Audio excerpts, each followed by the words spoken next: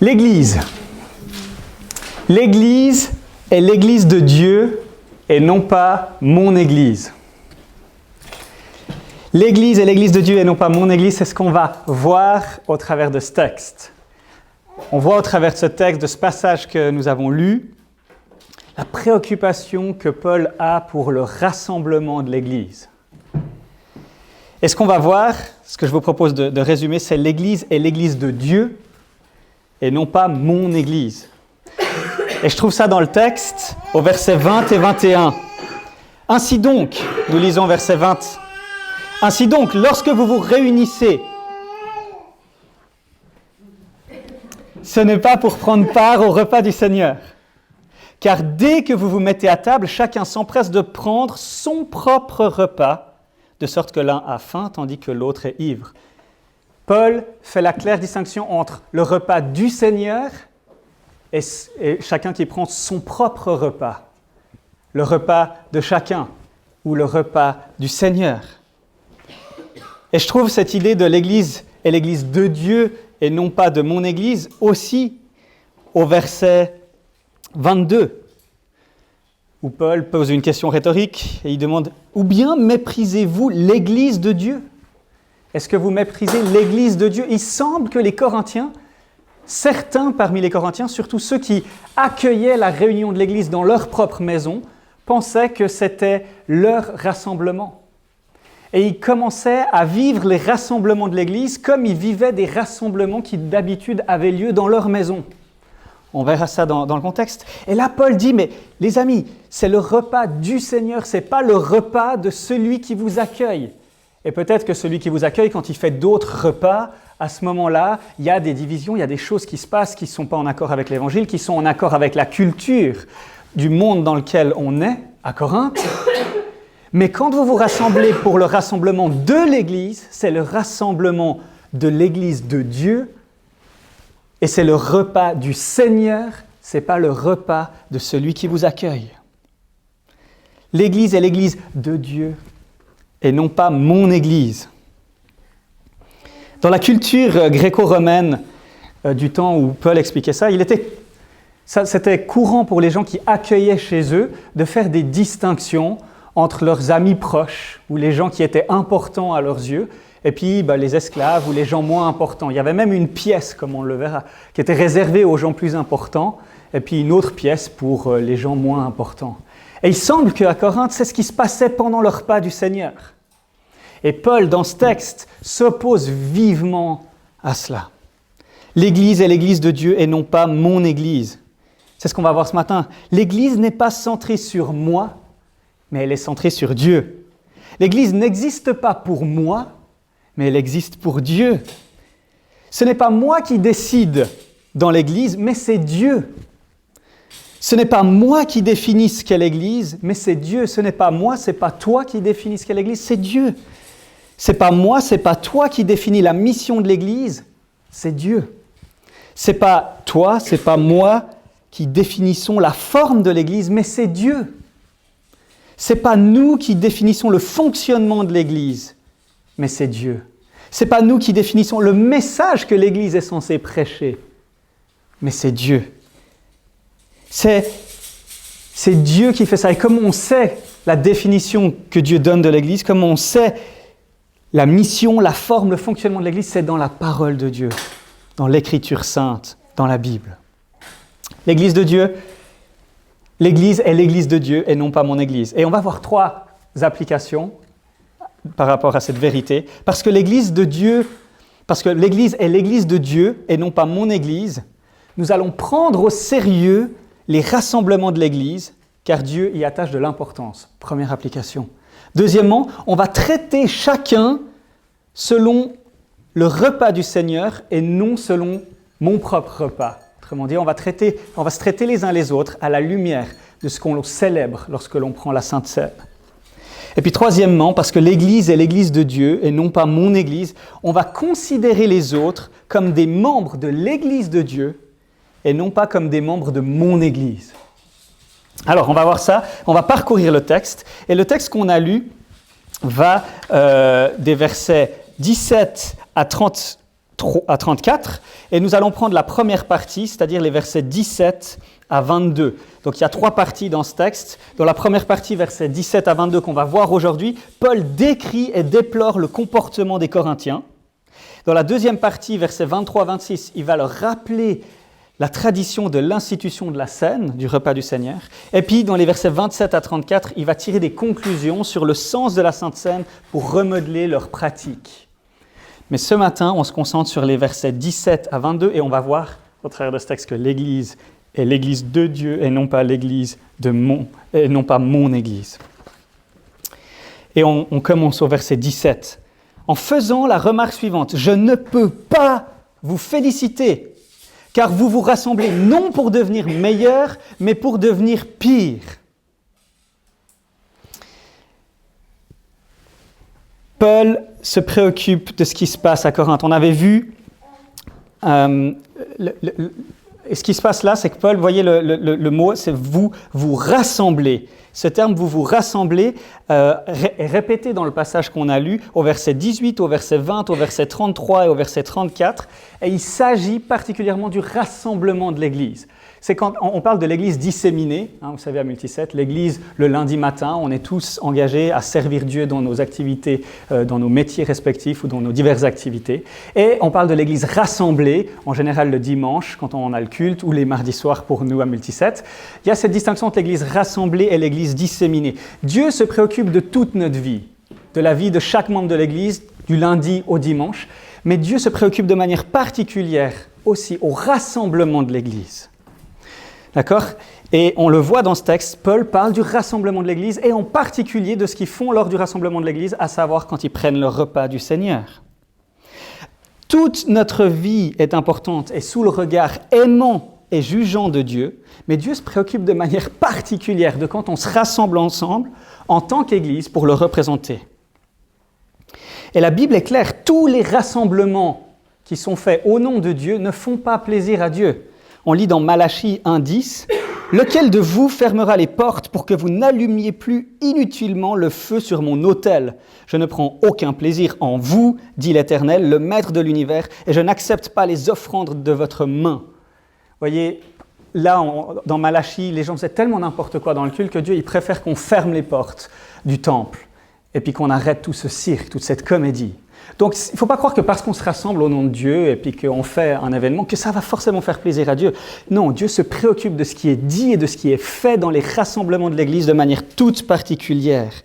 Peut-être que les parents, ils peuvent saisir ça. C'est comme si tu es à une place de jeu, puis il y a des enfants qui se comportent très mal. Puis tu es un adulte ici, puis tu vas les reprendre, tu vas dire quelque chose. Mais imagine que ces enfants qui se comportent très mal, c'est tes enfants. Alors là, en tant que parent, tu te sens encore plus mal parce que t'es là. En fait, ils me représentent un peu, ils reflètent un petit peu mon éducation à se comporter comme ça. Alors on sait que c'est pas toujours le cas. Il y a des très bons parents qui ont des enfants détestables. C'est pas de leur faute. Mais quand même, en tant que parent, il y a un côté d'une honte qui va venir. Et dans l'Église, c'est le peuple de Dieu. Et quand il se passe un peu n'importe quoi dans le rassemblement, Dieu est préoccupé d'une manière toute particulière.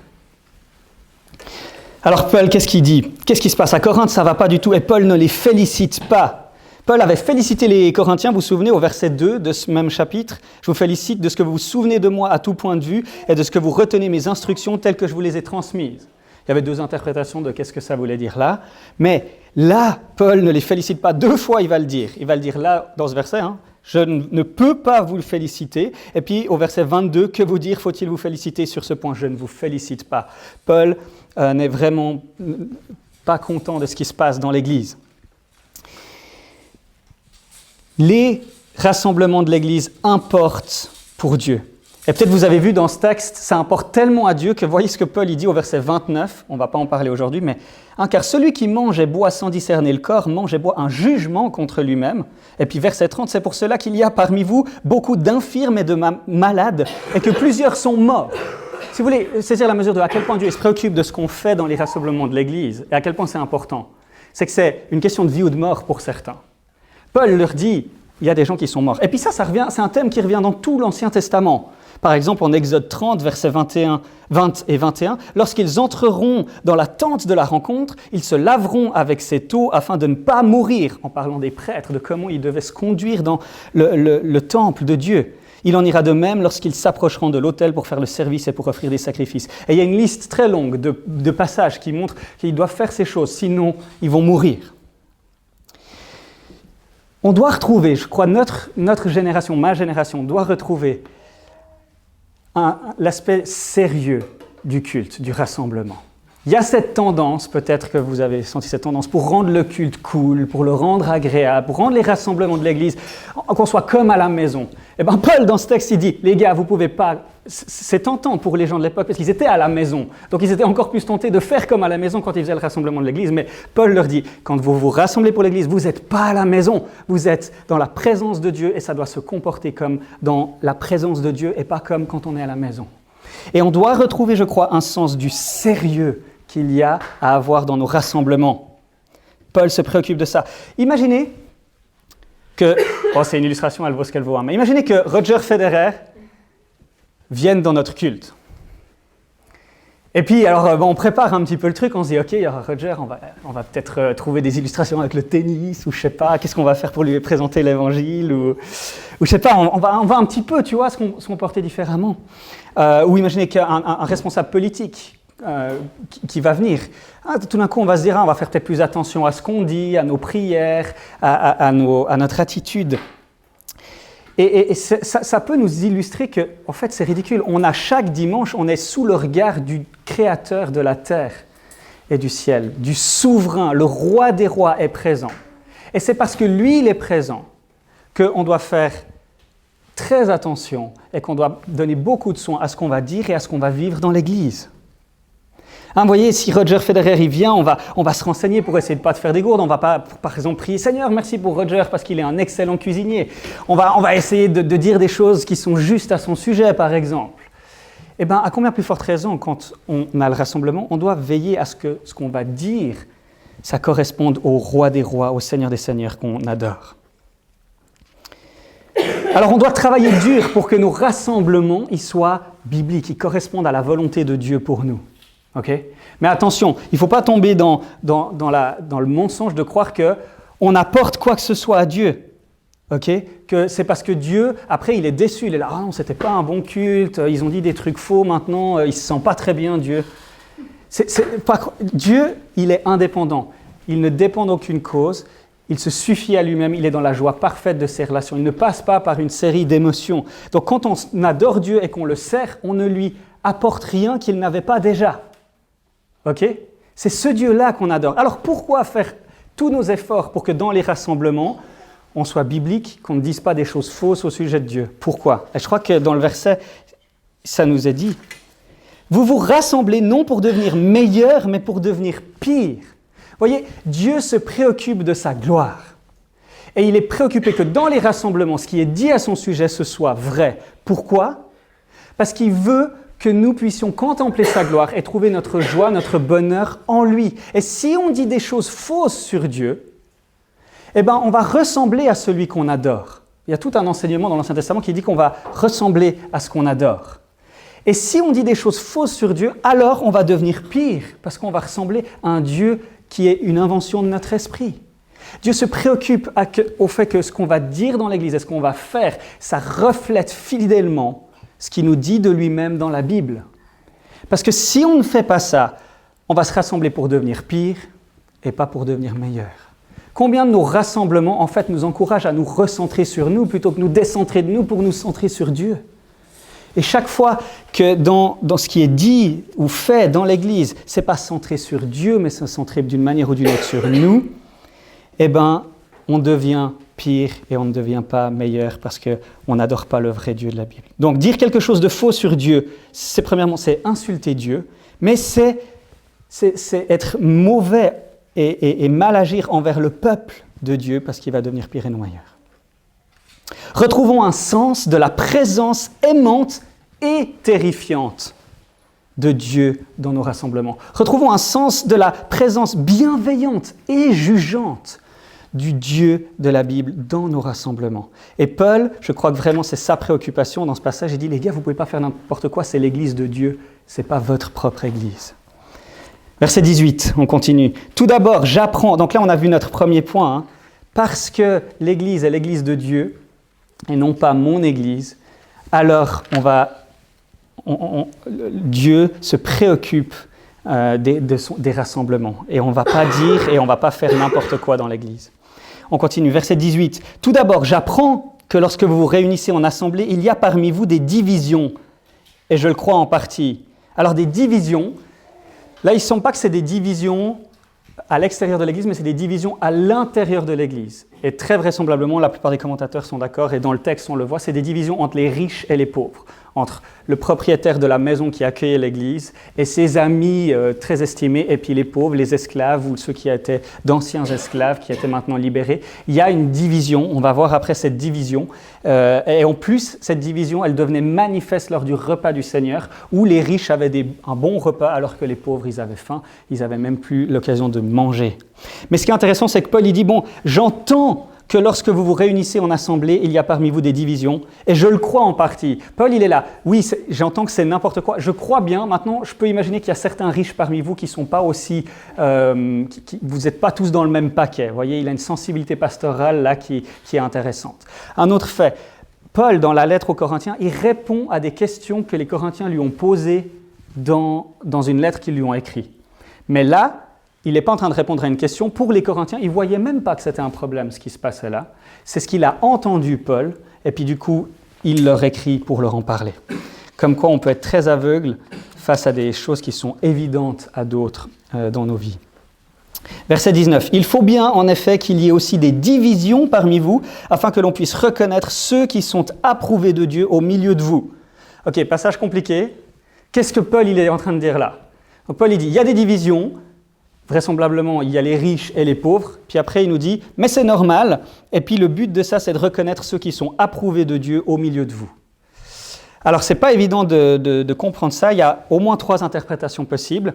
Alistair Begg, dans un message, il dit, en fait, c'est évident que ce n'est pas le même mot, hein, division. Ici, c'est traduit 2 fois division, mais une fois, il y a un mot pour se déchirer dans le verset d'avant. Et ici, c'est un autre mot pour division. Et du coup, il fait la différence, il dit, là il est parlé de division d'hérésie. Et il dit, il faut bien en effet qu'il y ait aussi des hérésies parmi vous, afin que l'on puisse reconnaître ceux qui sont approuvés de Dieu au milieu de vous. Et donc dans cette interprétation, il dit, Jésus nous a annoncé qu'il y allait avoir des faux prophètes qui allaient arriver dans l'Église, hein, Matthieu 24, 11, beaucoup de prétendus prophètes surgiront et ils tromperont beaucoup de gens. Et Paul a aussi dit, hein, en Actes 20, 27, il parle aux anciens d'Éphèse et il leur dit « Je vous ai annoncé tout le plan de Dieu sans rien en cacher. Faites donc bien attention à vous-même et à tout le troupeau dont le Saint-Esprit vous a confié la responsabilité. Prenez soin de l'Église de Dieu qu'il s'est acquise par son propre sang. Je sais qu'après mon départ, des loups cruels s'introduiront parmi vous et ils n'épargneront pas le troupeau. De vos propres rangs surgiront des hommes qui donneront des enseignements pervertis pour entraîner les disciples à leur suite. » Vous voyez, de notre propre rang.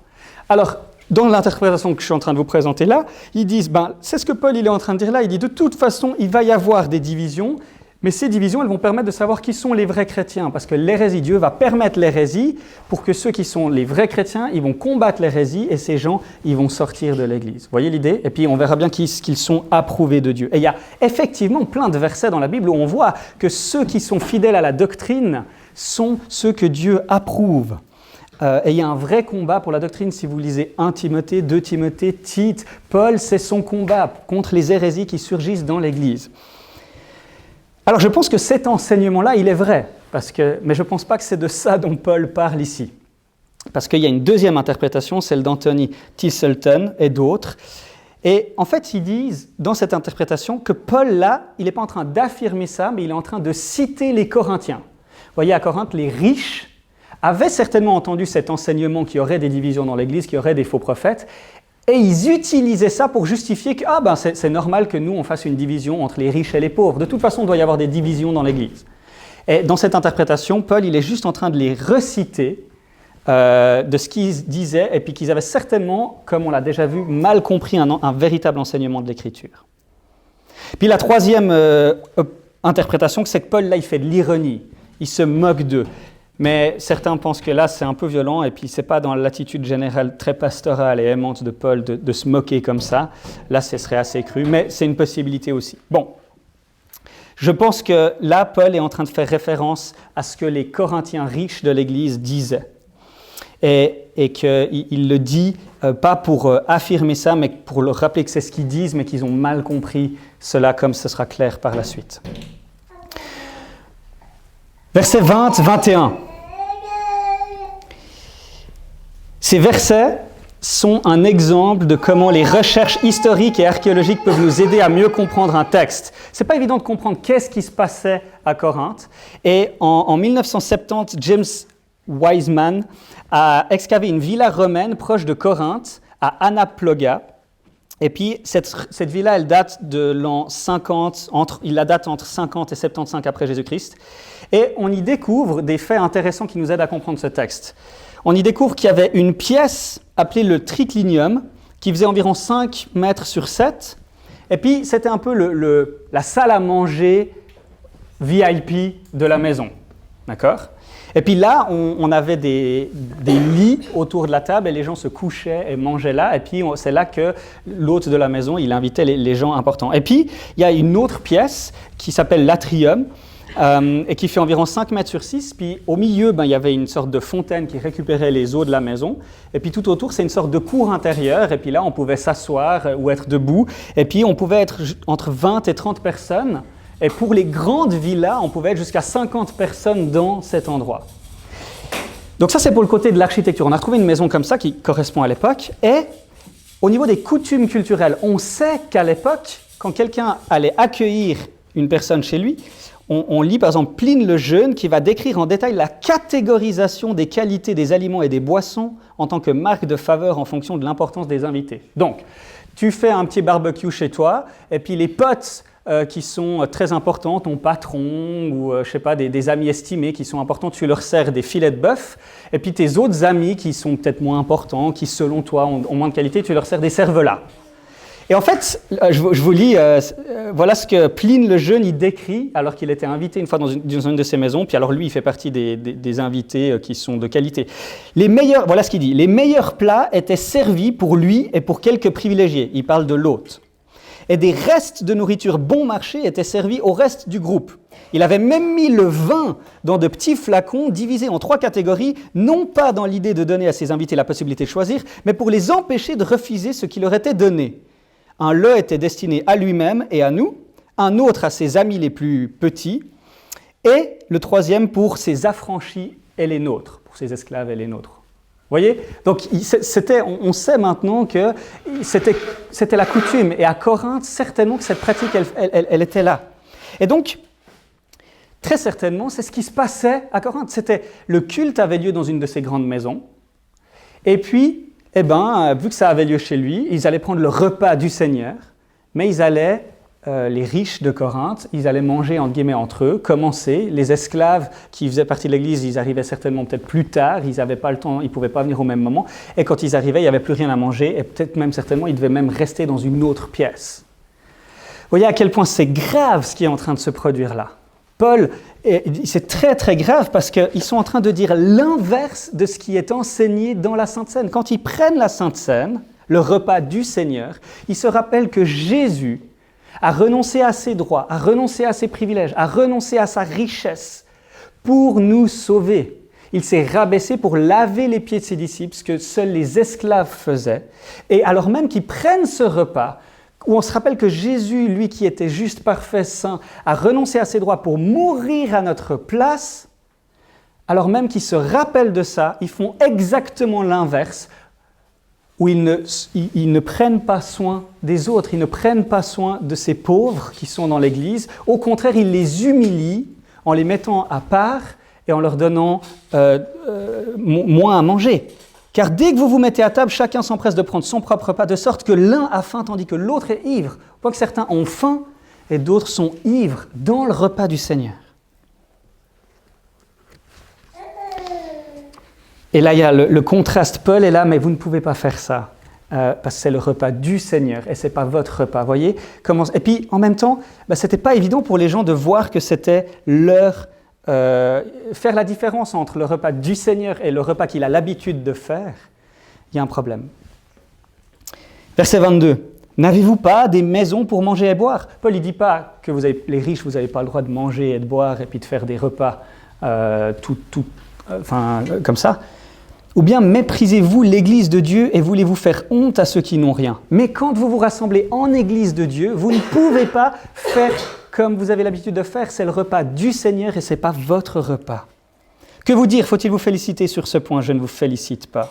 Verset 22. Donc il faisait honte. Regardez, verset 22 là.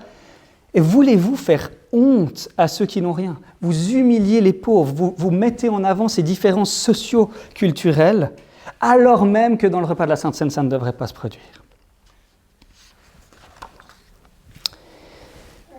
Ok, quelles applications pour nous aujourd'hui? L'Église est l'Église de Dieu et non pas mon Église. Parce que l'Église est l'Église de Dieu et non pas mon Église, on va prendre au sérieux les rassemblements de l'Église car Dieu y attache de l'importance. Ok, on a déjà vu ça. Nous allons traiter chacun selon le repas du Seigneur et non selon mon repas. On va voir quelques applications. Et on va considérer les autres comme des membres de l'Église et non pas comme des membres de mon Église. Ok. Je donne juste peut-être des applications plus concrètes de prendre au sérieux le rassemblement de l'Église car Dieu y attache de l'importance. J'ai entendu... Il faut qu'on fasse attention à la contextualisation égocentrique. C'est un mot à la mode, il faut contextualiser nos églises, et c'est vrai. On doit tout faire pour que l'évangile soit compréhensible à ceux qui viennent. Mais dans un élan de contextualisation, il y a des gens qui transforment tellement l'église que l'église ne ressemble plus à l'église et ça devient quelque chose, un concert, ça devient... c'est plus des prédications de la Bible, mais c'est des TED Talks, c'est des inputs intéressants sur le sens de la vie, sur comment gérer son mariage. Vous voyez, on remodèle l'Église pour qu'elle corresponde aux gens. J'ai même entendu dernièrement des pasteurs qui disaient « pendant la Sainte Seine, on pourrait faire santé pour que les gens, d'habitude, ils boivent du vin et ils font santé, et puis là, on pourrait se rendre culturellement adéquat. » Alors, je pense que là, on est vraiment à l'opposé du sens. Quand tu fais santé, c'est pas la même dynamique que quand tu te rappelles que Jésus est mort et ressuscité pour toi et que tu es appelé à le suivre et à ton tour à mourir à toi-même pour te sacrifier pour les autres dans l'Église. Donc, voilà. Et donc, premier élément, faisons attention à une certaine forme de contextualisation égocentrique. Et puis deuxièmement, on va se préparer à une rencontre spéciale. J'aimerais qu'on puisse avoir le sens du sérieux des rassemblements de l'Église. On vient avec joie parce qu'on est pardonné par la grâce, mais on vient dans la présence de Dieu. Pourquoi pas préparer une prière? Puis se dire, ok, j'ai envie de louer Dieu, puis je vais faire attention à ce que je vais dire dans ma prière pour que ça édifie les frères et sœurs, que ça glorifie Dieu. Pourquoi pas je me dis, mais à chaque fois on discute, j'aimerais encourager un frère, pourquoi pas préparer un encouragement à donner à un frère et une sœur pour le rassemblement de l'Église, pour les temps informels qu'on a autour du café. Il y a plein de choses qu'on peut faire pour retrouver ce sérieux de ces rassemblements. Il y a une différence entre quand on se retrouve pour manger simplement ou faire des jeux de société, etc., et quand on se retrouve en tant qu'Église. Bien sûr, tout ce que nous faisons est sous le regard de Dieu. Me comprenez pas mal où on va séparer les moments avec Dieu puis les moments sans Dieu. Mais on doit retrouver une sorte de sérieux, de la présence bienveillante et jugeante de Dieu dans nos rassemblements. Deuxièmement, on va traiter chacun selon le repas du Seigneur et non pas selon mon repas. Paul, là, il ne critique pas le fait d'être pauvre en soi ou riche en soi, mais l'attitude des riches à l'égard des pauvres. Ce n'est pas le fait d'être riche ou pauvre qui pose problème ici. Être riche, ce n'est pas un problème, sauf si tu es riche parce que tu es malhonnête et puis que tu es injuste et puis que tu as gagné ton argent de manière malhonnête. De la même manière, ce n'est pas un problème d'être pauvre en soi, sauf si c'est parce que tu es fainéant et tu ne veux pas travailler ou parce que tu es fou et puis tu fais des choses pas sages. D'accord? Ici, le problème, ce n'est pas la réalité de la pauvreté et de la richesse, mais l'attitude des riches à l'égard des pauvres. Les riches se comportent envers les pauvres d'une manière odieuse selon les coutumes de leur époque. Et ce n'est pas OK. Alors aujourd'hui, je ne pense pas qu'on a l'équivalent direct de ça, parce qu'on a une société beaucoup plus égalitaire que ce qu'il y avait à Corinthe. Ce n'est pas OK de dénigrer les gens parce qu'ils n'ont pas le même niveau social dans notre culture, même si ça se fait. Mais je pense que ça se fait de tous les côtés. On peut trouver des exemples les gens qui sont manuels et les intellectuels. Mais ce n'est pas comme si c'était que les intellectuels qui critiquaient ceux qui sont manuels, ça va dans les deux sens. Moi j'ai fait un CFC où je viens d'un milieu plutôt, on dénigre ceux qui sont des intellectuels qui ne font que penser des choses qui ne servent à rien. Et vice-versa, vous voyez, c'est pas comme si maintenant il y avait genre que les riches contre les pauvres. Tout le monde, peu importe le groupe où on est, on va d'une certaine manière dénigrer ceux qui appartiennent selon nous à notre groupe. Mais des groupes, il y en a plein. C'est difficile de savoir qu'est-ce que ça se passe. Donc je pense que ça va dans tous les sens. Et ce qui ne va pas, c'est de dénigrer dans l'Église des gens parce qu'ils n'appartiennent pas à un groupe avec lequel je me sens plus à l'aise. Alors, dans cette Église, on est 16 membres. Et j'aimerais vous donner un exercice. De quelle manière est-ce que je suis tenté de diviser les membres de l'Église? Juste nos 15, parce que c'est de ça que Paul y parle. Il parle de l'Église locale. Dans les 15, c'est quoi mes manières de diviser? Et puis, c'est qui les gens que je vais catégoriser? C'est quoi les catégories? Comment est-ce que je suis tenté de diviser les membres de l'Église? Et puis, comment est-ce que je peux lutter contre cette tentation?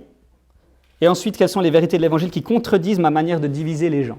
Alors, par exemple, tu te dis, vous savez, on est tellement orgueilleux que cela peut être n'importe quoi, ces catégories qu'on va créer dans notre esprit ou qui sont là, qu'on a entendues, qui viennent de notre milieu familial, de notre culture, de ce qu'on regarde. Mais des gens ils vont se dire, je vais catégoriser ceux qui sont plus ou moins matures dans la foi, ceux qui ont plus ou moins de connaissances bibliques, ou ceux qui ont le même humour que moi, ceux qui aiment les jeux de société, et ceux qui n'aiment pas les jeux de société. Ça, c'est une distinction claire dans l'Église multisect.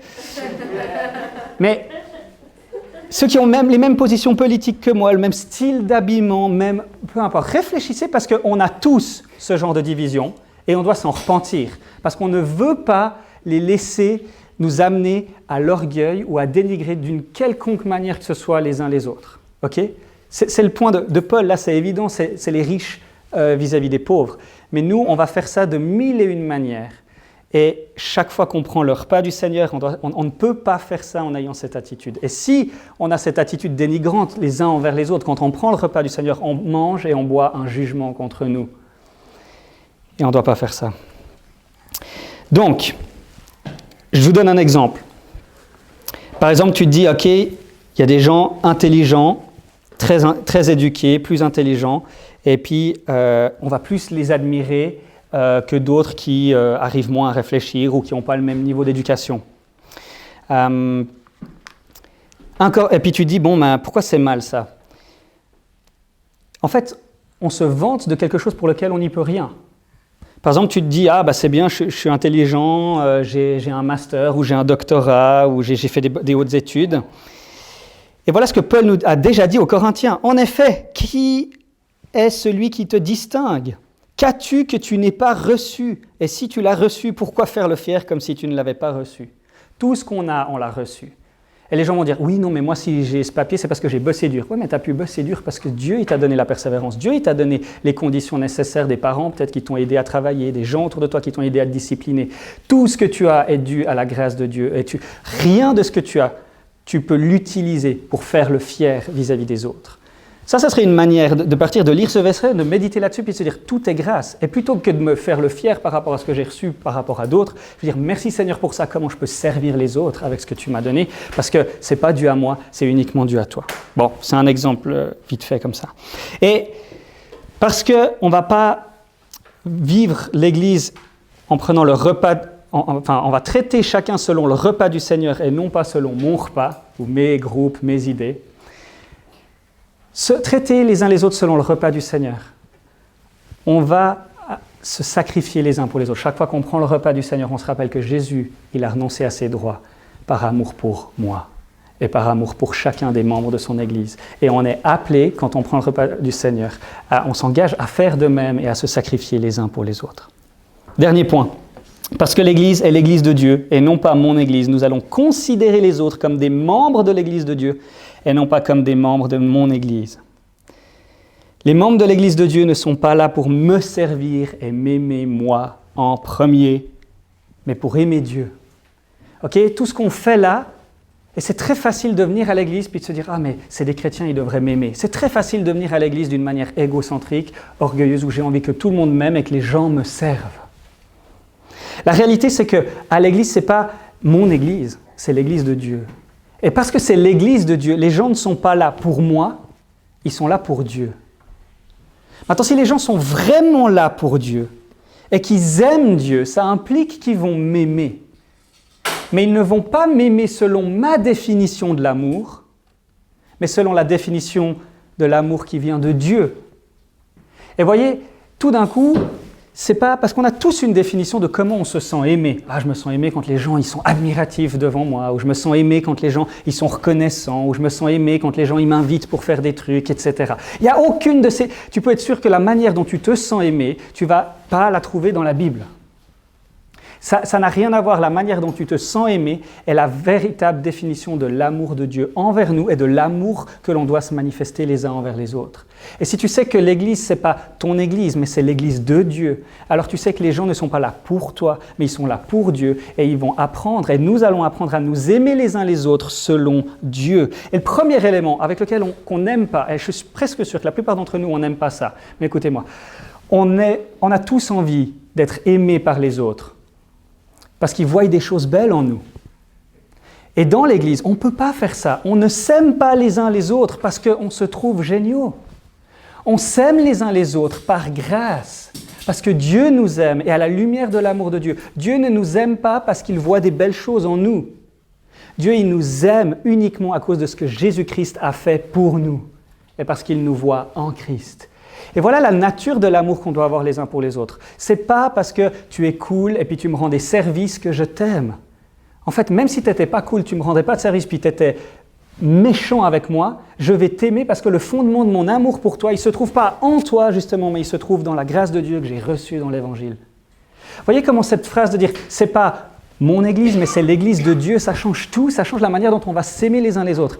Et on ne doit pas s'attendre à être aimé par les autres selon notre définition de l'amour, mais selon la définition de l'amour. Et ça va être bizarre, parce qu'au fond, nous, on a tous envie, on préfère être aimé pour ce qu'il y a de bien et de beau en nous, plutôt que d'être aimé par grâce. Qui c'est qui aime bien se dire « Ah, mais ces gens, ils m'aiment par grâce. J'aime les gens de l'Église, ils m'aiment pour rien qu'il y a en moi, mais ils m'aiment juste parce que Jésus les aime. » À vrai dire, c'est ce qu'on devrait réussir à dire, et en fait, on devrait se réjouir de ça, plutôt que de trouver ça terrible et de ne pas en avoir envie. C'est une bonne chose et c'est ce vers quoi on veut apprendre à vivre en tant que chrétien. Un autre élément, si on n'est pas l'Église, les gens ne sont pas là pour moi, mais ils sont là pour Dieu et ils vont aimer Dieu, ça veut dire qu'ils vont m'aimer, par exemple, en me disant la vérité dans l'amour. Et certainement, ils vont me dire des choses qui vont un petit peu me froisser. Mais ça, c'est le vrai amour d'une église où c'est l'église de Dieu et ce n'est pas mon église. Et les gens vont aussi m'encourager. Évidemment, il y aura plein de belles choses qui vont suivre. Mais voyez un petit peu l'idée. Et finalement, dernier point, qui est toujours sous ce point que c'est pas... On va considérer les membres de l'église comme les membres de l'église de Dieu et non pas comme les membres de mon église. Parce que c'est l'église de Dieu, je vais aimer Dieu en me sacrifiant comme Jésus pour les autres. C'est-à-dire que l'église, ce n'est pas juste un lieu où les gens ils m'aiment moi, mais c'est un lieu où moi, je suis appelé à aimer les autres comme Christ m'a aimé, et donc ça veut dire me sacrifier, renoncer à mes droits, renoncer à mes avantages. Et c'est ce que les riches de Corinthiens, ils ne voulaient pas faire. Ils préféraient continuer à faire selon leurs habitudes, mais Paul leur dit, vous ne pouvez pas continuer à faire ça. Et nous ne devons pas nous aimer les uns les autres selon notre culture, mais selon Jésus, et ça implique de se sacrifier les uns pour les autres. Ainsi donc, verset 20, lorsque vous vous réunissez, ce n'est pas pour prendre part au repas du Seigneur, car dès que vous vous mettez à table, chacun s'empresse de prendre son propre repas, de sorte que l'un a faim tandis que l'autre est ivre. Méprisez-vous l'Église de Dieu. Alors rappelons-nous et prions pour que ce soit clair pour nous que l'Église est l'Église de Dieu et non pas mon Église. Je vais prier. Père Céleste, merci pour le privilège que nous avons d'être membres de ton Église. Merci parce que ce n'est pas notre Église, ce n'est pas mon Église, mais c'est ton Église. Quelle grâce nous avons d'être ensemble et que c'est toi le centre de notre attention, que c'est toi qui définis nos relations, que c'est toi qui nous conduis pour nous apprendre à qu'est-ce que ça veut dire d'être un peuple qui te glorifie. Je te prie de nous aider à prendre au sérieux les rassemblements de ton Église. Je te prie de nous aider à voir dans nos vies, là où on a créé des divisions, dans cette Église et à s'en repentir. Et je te prie de nous aider à nous considérer les uns les autres comme des membres de l'Église de Dieu. Père Céleste, viens nous en aide, on a tellement besoin de ta grâce. Merci parce que c'est uniquement par ta grâce que nous allons pouvoir vivre l'Église de Dieu. Et montre-nous et garde-nous de croire que cette Église est notre Église et que tout tourne autour de nous. Et apprends-nous à toujours plus vivre dans l'Église de Dieu. Dans le nom de Jésus.